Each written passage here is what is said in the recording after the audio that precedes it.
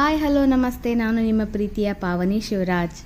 ಮೊದಲನೇದಾಗಿ ಎಲ್ಲರಿಗೂ ಗಣೇಶ ಚತುರ್ಥಿಯ ಹಾರ್ದಿಕ ಶುಭಾಶಯಗಳು. ಸಾರಿ, ವಿಡಿಯೋ ಹಾಕೋದಕ್ಕೆ ಲೇಟ್ ಆಯಿತು.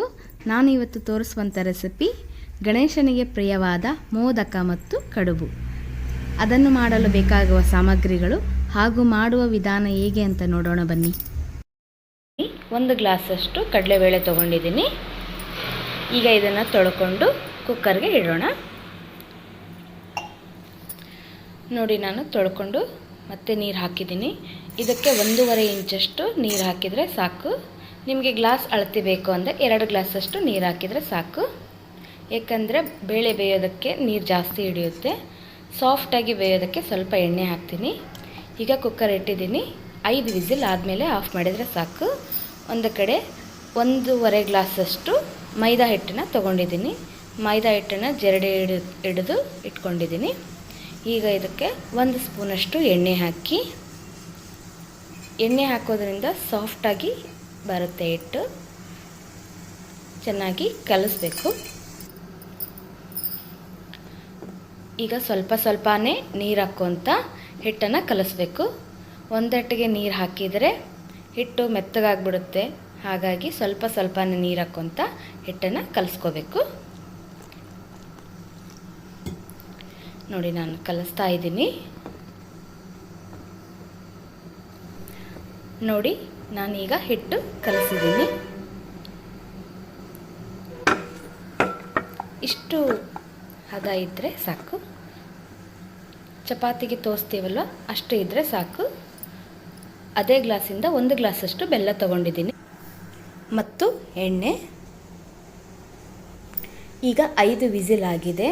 ನೋಡಿ, ಬೇಳೆ ಬೆಂದಿದೆ. ಕಡುಬಿಗೆ ಸ್ವಲ್ಪ ಬೇಳೆ ಗಟ್ಟಿ ಇದ್ದರೆ ಚೆನ್ನಾಗಿರುತ್ತೆ. ಪೂರ ಮೆತ್ತಗಾದರೆ ಕಡುಬಿಗೆ ಹೂರಣ ಪೂರ ಮೆತ್ತಗಾಗ್ಬಿಡುತ್ತೆ. ಈಗ ಬೆಂದಿರುವಂಥ ಬೇಳೆಗೆ 1 ಗ್ಲಾಸಷ್ಟು ಬೆಲ್ಲ ಹಾಕ್ಕೊತಾ ಇದ್ದೀನಿ. ಅದನ್ನು ಚೆನ್ನಾಗಿ ಕೈಯಾಡಿಸಿ ನಂತರ ಗ್ಯಾಸ್ ಮೇಲಿಟ್ಟು ಲೋ ಫ್ಲೇಮಲ್ಲಿ ಕೈಯಾಡಿಸಿದರೆ ಬೆಲ್ಲ ಬೇಗ ಕರಗುತ್ತೆ. ನೋಡಿ, ಪೂರ ತಣ್ಣಗಾಗಿದೆ. ಈಗ ಮಿಕ್ಸಿ ಜಾರಿಗೆ ಹಾಕ್ಕೊಂಡು ರುಬ್ಕೊಂಬರ್ತೀನಿ.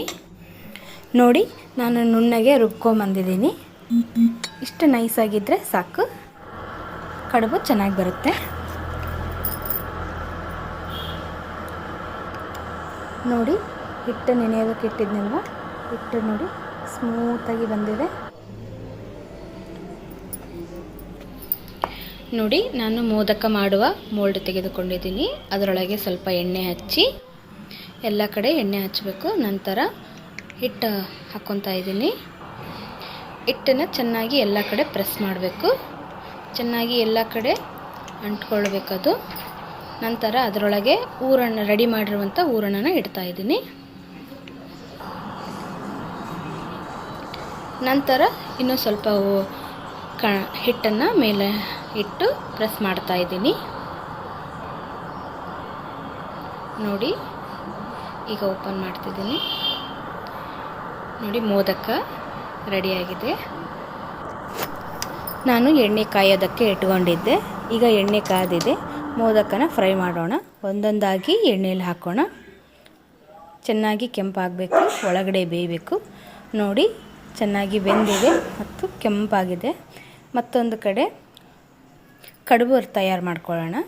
ಚಿಕ್ಕದಾಗಿ ಉಳ್ಳಿ ತಗೊಂಡು ಹಿಟ್ಟಿಂದು ಅದನ್ನು ಎಲೆ ಶೇಪ್ ಒತ್ಕೋಬೇಕು. ನೋಡಿ, ಈ ಶೇಪು ಲಟ್ಟಿಸ್ಕೋಬೇಕು. ಆ ಎಲೆಗೆ ಸುತ್ತಲೂ ನೀರು ಹಚ್ಕೋಬೇಕು. ಹಾಗಿದ್ರೆ 2 ಕಡೆ ಅಂಟಿಕೊಳ್ಳುತ್ತೆ. ನೋಡಿ, ನಾನು ಹಚ್ಕೊತಾ ಇದ್ದೀನಿ. ಈಗ ಸ್ವಲ್ಪ ಹೂರಣ ತಗೊಂಡು ಉದ್ದಗೆ ಶೇಪ್ ಮಾಡ್ಕೋಬೇಕು.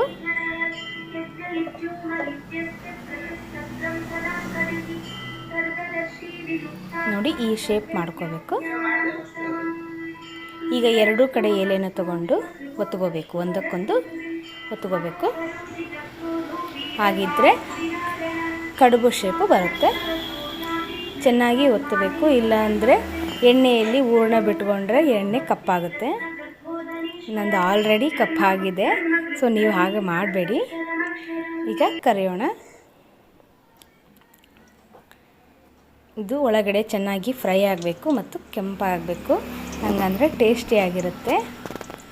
ನೋಡಿ ಕಡುಬು ರೆಡಿ ಆಯಿತು. ತುಪ್ಪದ ಜೊತೆ